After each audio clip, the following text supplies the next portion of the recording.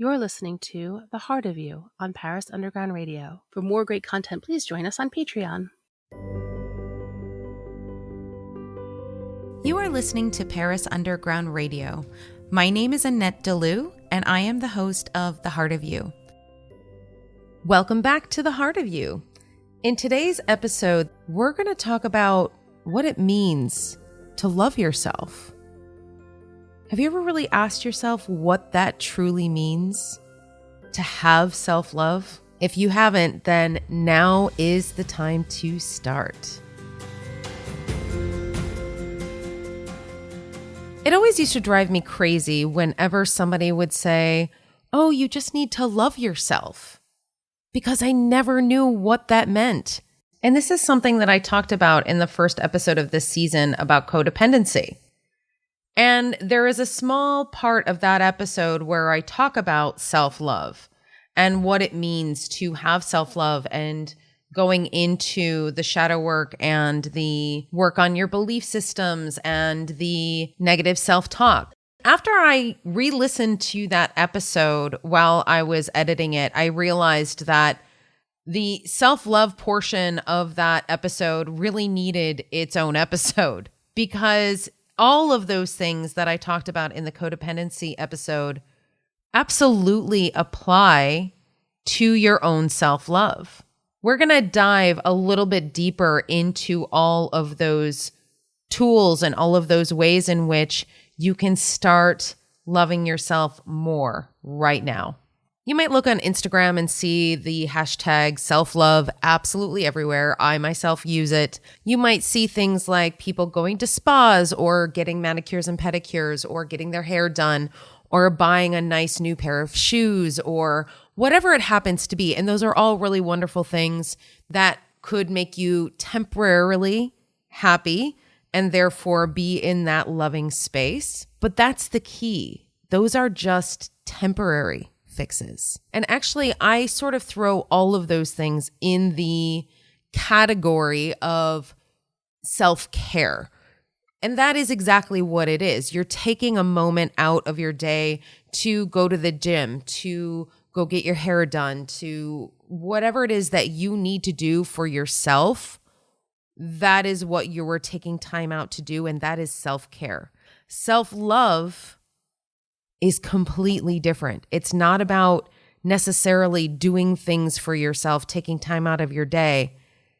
It is so much more. The first and most important self-love behavior is drawing healthy boundaries. Now, we all have issues with boundaries to a certain extent, and we have been working on this throughout the course of our lifetimes. And it just depends on where you are in that process.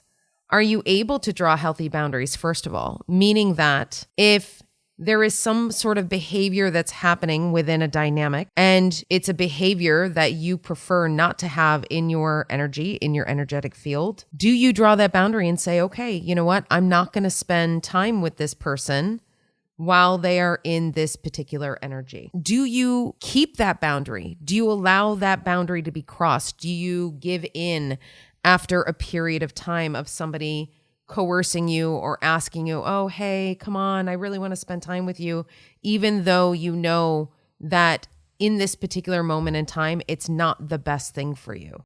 Really taking a look at your boundaries and assessing whether or not those boundaries are strong enough, and also if they're flexible enough, because not all boundaries have to be completely firm.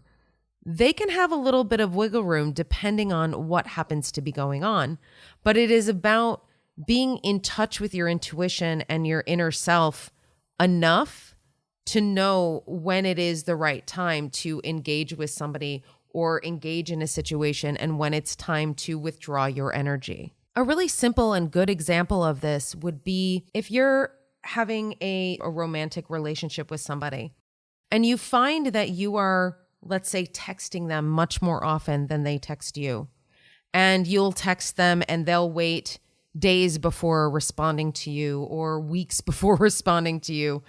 And you continually either text them asking them why they're not texting you, or you get angry with them and, say, hey, there's no reason why you shouldn't be texting me. I know you're not that busy, or I know, I'm not a priority in your life. This starts diving into something we'll talk about a little later on in this episode, which is creating stories. So this is creating stories as to why the person isn't texting you back, why they're not engaging. And ultimately, it doesn't matter. It doesn't matter why they're not engaging. The biggest question is this behavior okay for me? Am I okay with this person not responding over the course of a few days? And maybe if you're in a relationship, having somebody not respond over a few weeks, then maybe that's not okay with you. And so then at that point, it is about drawing that boundary of, okay, maybe I need to not spend as much energy paying attention to this person or being engaged with this person. And it's not about playing games. It is simply about either giving energy to a certain situation or retracting your energy from a certain situation. If you contact the person and say, hey, I'd really prefer that we are in more constant contact, and that person, as we were talking about in the codependency episode, and that person isn't able to give you that, then you can make the choice of either leaving the relationship, or you can make the choice of, okay, maybe I can modify what I need. And what is it that I need and why? Because if you are looking for that constant validation that this person is interested, so that's what the text messages represent to you, then you're not getting that love from yourself. You're not getting that attention from yourself. You're getting it from an outside source, which again points back to that codependency. So in self-love, it is about really understanding what it is you truly want out of a situation and the reason and the energy behind why you're texting the person. Is it just because you want to brighten their day? Is it just because you want to find out how they're doing, or you want to tell them a story, some funny story that happened to you that day? If they're any of those things, it doesn't require an instant response.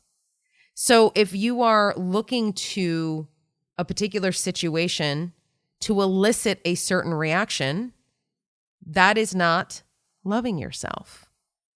That is, in fact, giving your power away and allowing somebody else to hold your self-worth in their hands.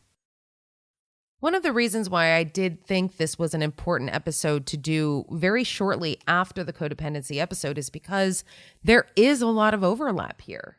How many times have you looked at your calendar and just got a glimpse of what your day looks like and realized how anxiety filled it makes you because you have so much to do and so many things to go to, and am I going to really fit it all in?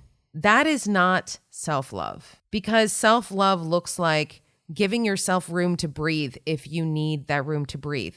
If somebody is asking you to commit to something and you say yes, yes, yes, yes, yes all the time, and it is draining your energy, it is making you tired, it is making you resentful of having to do all of these things, and all you want to do is curl up on the couch with a cup of tea, then that's not loving yourself. What can you do instead? Well, you can start saying no a whole lot. You can start assessing what is right for you. And if that means that you need to postpone something, go ahead, postpone it. Make sure that it happens a few weeks into the future if that's the time that you need. Make sure that maybe you don't have anything more than 3 or 4 things on your calendar for a particular day. Whatever your boundary happens to be in regards to how much personal time you need, everybody has a different gauge or a different need in terms of what they require for their own self-love. For me, I need a whole lot of downtime. If my day is busy from the second I wake up until the second I go to bed, that to me is a really bad day. Even if I'm accomplishing really, really amazing things, it doesn't matter because my energy hasn't had the time to recuperate. I haven't really had the time to check in with my intuition, to make sure that everything is going in the right direction. I haven't had a chance to check in with myself. It's really going to depend on who you are and how you operate. Take a look at your calendar after you're done listening to this episode and really assess the items on your calendar, are they things that you really truly want to do? Does it give you enough time in your day to go to the gym or to do your shadow work or to check in with your intuition? Because if it doesn't, it's time to start building that time in right now. This is a good segue to love languages. Now, eventually I might do an episode on love languages. It is a pretty common thing at this point, and a lot of people know the book, The Love Languages, and it's a really beautiful way to really assess how you give and receive love.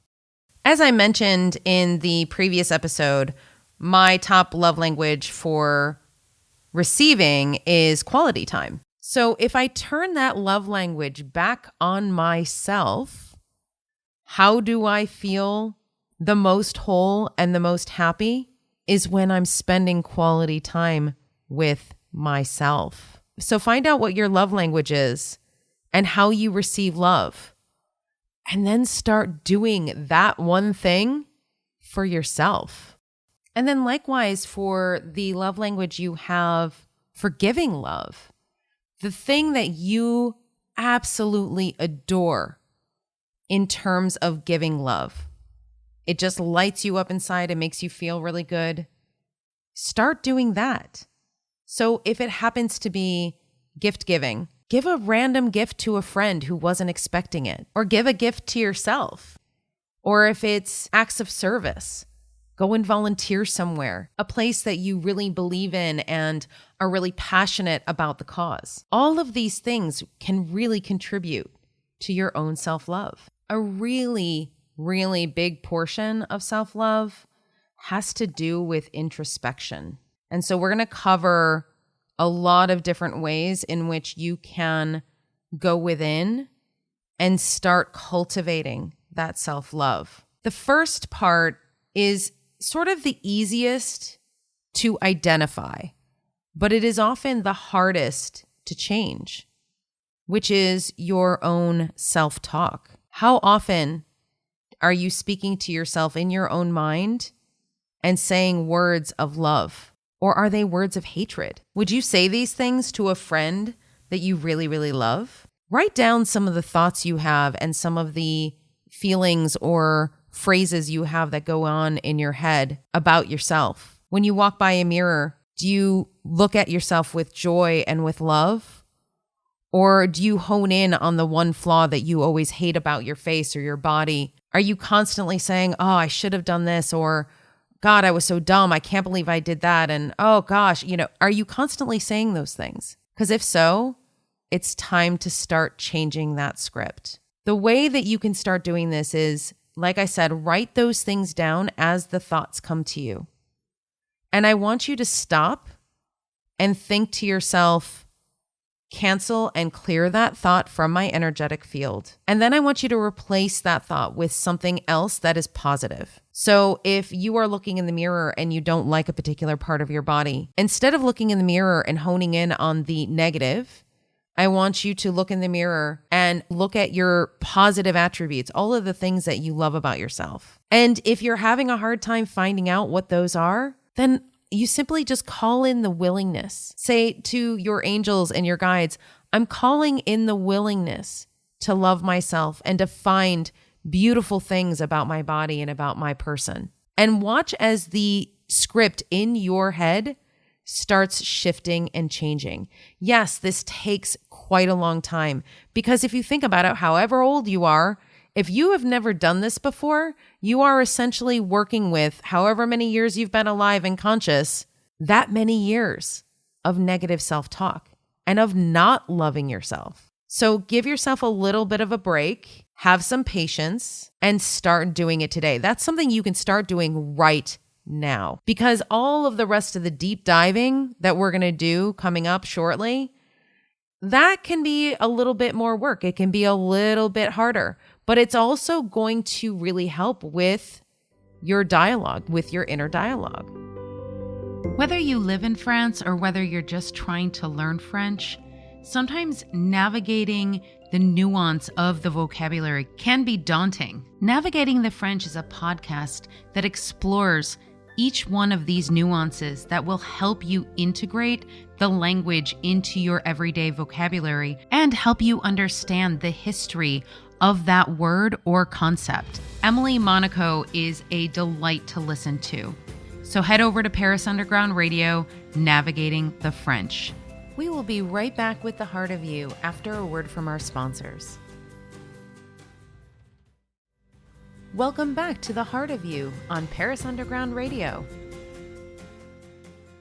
So a companion to this changing your inner dialogue will be your spiritual practice. Now, spiritual practice can be all kinds of things. People have a tendency to think that spiritual practice means that you're sitting on a cushion meditating, and that's just not the case. Of course, if you love sitting on a cushion and meditating, go do it. It's amazing. I highly recommend it. If you just want to practice mindfulness techniques, that is also a spiritual practice. But if you have certain things that you like to do that don't involve full-on meditations, then go ahead and do it. If your spiritual practice means that you're sitting out in your garden and you're tending to your plants, that could be your spiritual practice. If you really love to run or cycle or whatever it is that you love to do, that could be your spiritual practice. So make sure you make time for that every single day. And people talk about, yes, you should have a spiritual practice. Yes, you should meditate or practice mindfulness all the time. But sometimes they don't really say why and what happens when you do. Because it's not just about clearing your thoughts. It's not just about trying to calm the mind. It is about listening. It is about getting those messages from your intuition, from your angels and guides, and from the universe. And then it's about doing the work. Don't be surprised if once you start your spiritual practice, that the universe is going to start giving you scenarios and situations in your life that maybe you haven't dealt with in a really long time. And maybe you're saying to yourself, wait, why is this popping up again? Why is this coming up? It's simply because it means that you are now ready to deal with that particular trigger or that particular situation once and for all and let it go. If you are having a conversation or if you're in a situation where you're being triggered into some sort of lower or negative emotion, when you look back on how you used to respond, so maybe you used to respond or maybe you still are responding from your hurt. Maybe you get defensive. Maybe you get angry. Maybe you end up withdrawing and crying and not wanting to speak to the person and then ghosting them. And this last one is probably the most insidious, which is creating those stories in your head without even having a conversation with the other person. So you've already decided in your mind that they're thinking or feeling this particular thing. Oh, well, they clearly don't care about me. They clearly don't love me because of this. Or I clearly don't mean anything to them because of their behavior or because of something they said. It is an assumption and creating stories that actually ends up leading you towards more suffering that is completely unnecessary, because half the stories you tell yourself about what the other person is thinking or feeling, I would say more than half, are completely untrue. But what can you do instead?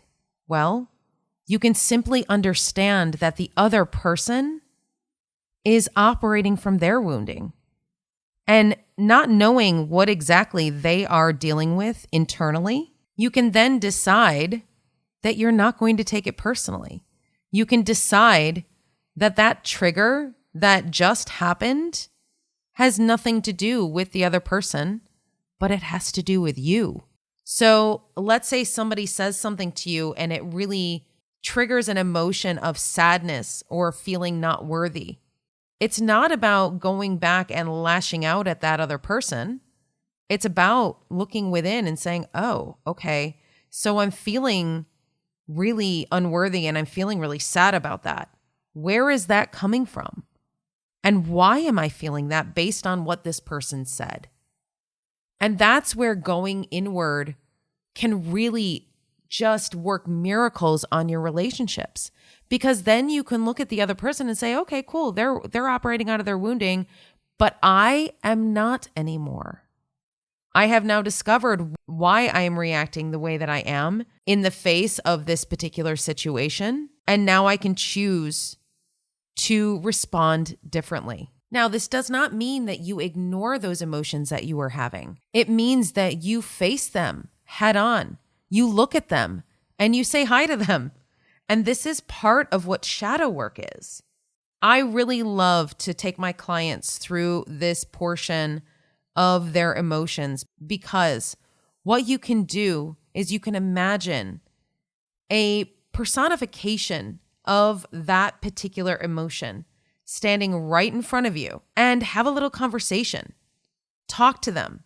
Find out what it is that that emotion needs.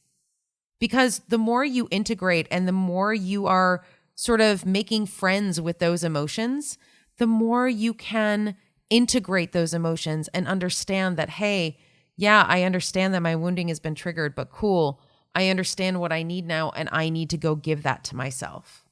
And that is really important. Pay attention to the fact that I said, I am going to give that to myself. Not I'm going to go out and try to get that from somebody else. You are getting that solace and that comfort from yourself. Here's a real world example of that. There have been several times throughout my life, even in the recent past, where I have had friends compliment me. They either say, oh, wow, your face looks so beautiful, your skin looks so clear, or your hair looks amazing, and oh my gosh, what did you do? Things like that, any sort of compliment like that. I instantly go to my wounding of, well, what do they mean? Did I look horrible before? Like what? Did my hair look awful before and now it looks better? Did my skin look horrible before and now looks better? Like I instantly go to that place of that negative self-talk. Now, this has nothing to do with the people who are actually saying the compliment to me. If I were able to receive that compliment in a healthy, I love myself kind of way, I would be able to simply say, thank you. Yes, I did something different with my hair today. Or yes, I, found a new face cream. To be able to just receive that love coming from that other person without digging into the comment and looking for the negative in something that ultimately it doesn't exist. That negativity doesn't exist. It's something that I am looking for. So I really had to look within myself and say, okay, why is it that I cannot receive these compliments? Why is it that I am receiving these compliments and I'm basically taking them as an insult? Well, I had to look within and see where that came from. And when I dove down deep into that belief system, I realized that my childhood was kind of filled with these types of compliments. So I remember my sister dating this guy, and my sister is 4 years older than me. And this guy was really cute. I mean, he was a very good looking guy. And I remember sitting on the hood of his car with him, waiting for my sister because they were going to go on a date that evening. And he looks at me and says to me, you know what, Annette, you would just be knockout gorgeous if you lost 10 pounds. And keep in mind, I was probably 13 at the time, 12 or 13, somewhere around there.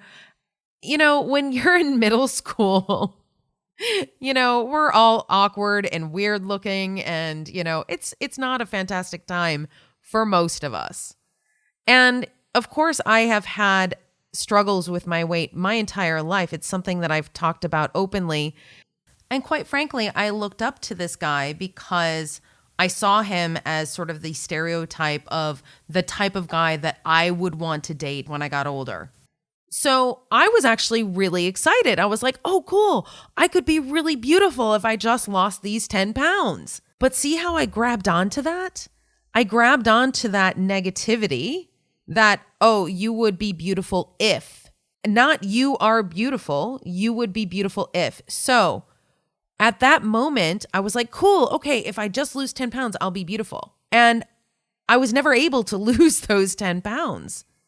And in fact, as I got older, I gained more weight. As I got older, I lost weight, I gained weight. I've lost and gained countless pounds on this journey to finally love myself and to finally see that society or men or whoever else would see me as beautiful. And you can imagine the resentment that statement, that one statement created in me, because basically what he said was a caveat. And because I was not able to achieve that, I just basically said, oh, well, I guess that just means I'm not beautiful. And that particular wound was reiterated to me over and over and over again. I was teased at school. My father even made comments to me about my weight. My mother made comments to me about my weight. Various different people. It was all over the place. And the insane thing about it is when I look back at how much I weighed and what I looked like back then, I was maybe 10, 15 pounds overweight when I was that age. But I have to say, I was healthy. I was strong. I looked great. I was athletic. I mean, it's insane to me that this even was a subject matter that came across my energetic field. But clearly there was a reason for it. And why was it? It was because the universe was like, you need to take a look at this wound because it's not true. And I'm going to be completely honest. It's not a wound that is completely healed in me just yet. I have done a lot of work on it, but it's still just there. Occasionally I will feel it pop up and I'm like, oh, okay, there it is. I see it again. So now instead of me going deep into that either shame or deep into the sadness or feeling unworthy, at least I can stop myself from dipping into those lower energies and I can recognize it and say, oh, okay, so I'm here again. All right, cool. So what is it that I can do to then make sure I don't go into those lower energies about this story from this one person or from the several people that said this to me when I was a child? What is it that I can do to get rid of that belief system? So that is the biggest self-love practice you can do. And that is write down all of your belief systems. Write down all of them. And you're probably sitting here thinking, well, I don't understand. What do you mean by belief systems? It's about the way that you think about a certain thing. And you're not going to be able to write them all down all at once. It will come in waves. It'll come at various different times and places. So I would keep a running notebook of your belief systems and then ask yourself, are these belief systems mine? Where did they come from? Did somebody just say this to me and I took it on as my own? Or is this something that I truly believe? This is the biggest act of self-love that you can do for yourself, is to extrapolate all of the crap that you have heard throughout your lifetime about yourself and start to recreate the image of who you are in your own eyes. I love Paris for all of its myriad of options of things to do throughout each and every day. However, it can get a little overwhelming sometimes to figure out what you want to do because there's so much to do. If you're in this position, I highly recommend you listen to Don't Miss This with Jennifer Garrity. She gives you the best of what is going on in Paris for each particular week. It is definitely something I listen to every Sunday, so go and check it out at parisundergroundradio.com. We will be right back with The Heart of You after a word from our sponsors. Welcome back to The Heart of You on Paris Underground Radio. There are many other nuanced ways in which you can show your self-love. This is going to be the last big one that we're going to talk about for this episode, and that is communication.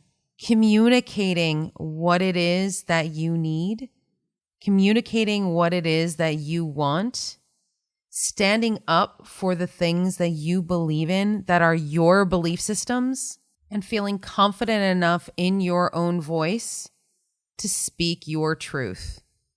Now, people talk about speaking your truth. It's a really big thing. People talk about it all the time. But you can't actually do it until you know what your truth is. When you do all of this introspective work, you do your shadow work, you do your work on belief systems, you start unraveling that negative self-talk, You start putting up those boundaries. You start doing all of these things. And then you can start practicing all of what you have learned with other people. So in that scenario that I just gave you where friends are complimenting me and I instantly go into my wounding, I can simply say to my friend, thank you so much for saying that. I just have to let you know that receiving compliments is something that I'm really working on.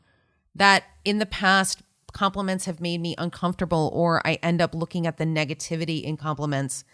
And I really appreciate you saying that to me. And I am here willing to receive that compliment. Now, of course, if this is a really good friend, they're going to understand that and they're going to think that that's really wonderful and they're going to support you. If this is an acquaintance friend, maybe that's not something that you will say. So it's about really gauging who you're speaking to, how much trust is there between the two of you, and can you really say the things that are truly in your heart? And that is about the discretion that you have in sharing your energy, sharing your own self-love with another person. Because we're not always going to share that love with another person. We're going to share it with the people that we do know and trust. And we can share it in small doses with strangers, with people we come across on a day-to-day basis. But it is about really protecting your energy in that way and making sure that you are sovereign in your own energy, that you are not allowing other people's energy to really have an effect or impede upon the work that you've already done. That doesn't mean avoidance. It doesn't mean you're avoiding everything that is unpleasant, because that is virtually impossible. What you need to do is be able to withstand those challenging situations and be able to still have that solid love within yourself, that confidence, that self-worth, all of those things that you work on within yourself, to be able to stand there and know exactly how to respond, or to check out, to maybe walk away from a situation, or to maybe explain to the person where you happen to be in that moment in time.